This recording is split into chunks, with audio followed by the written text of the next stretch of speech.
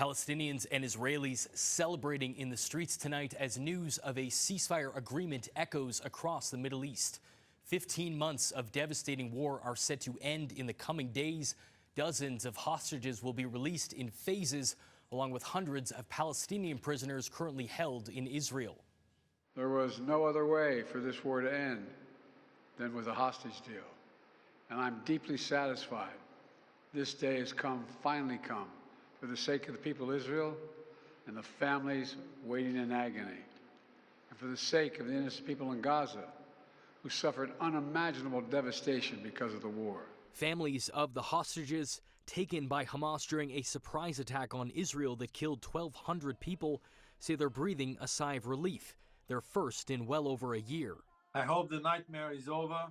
Whoever is getting hostages back, and fortunately for the families that are waiting for their loved ones to be buried in Israel, the nightmare is over as well.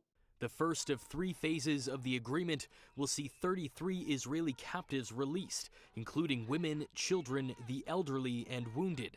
The deal will also flood desperately needed aid into the battered enclave.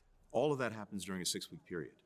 But also during that 6 weeks, we have to negotiate the understandings to get to a permanent ceasefire so that Israel pulls all of its forces out of Gaza, Hamas doesn't come back in, and there's the necessary governance, security, reconstruction arrangements so that Gaza can move forward.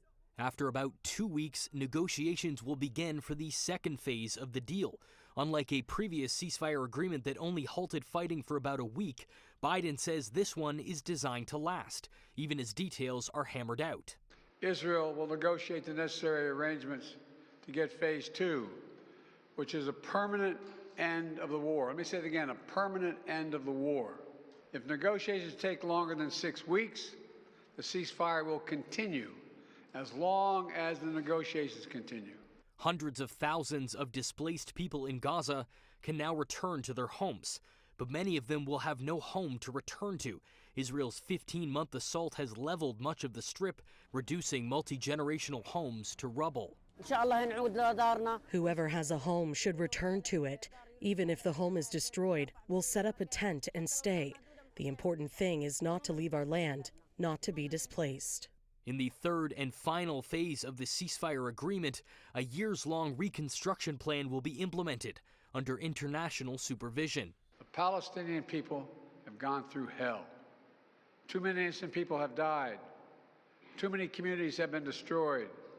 In this deal, the people of Gaza can finally recover and rebuild. They can look to a future without Hamas in power. More than 46,000 Palestinians were killed in Israel's offensive, although the final death toll could be much higher, with many more bodies believed to be buried under the rubble. Choghri, City News.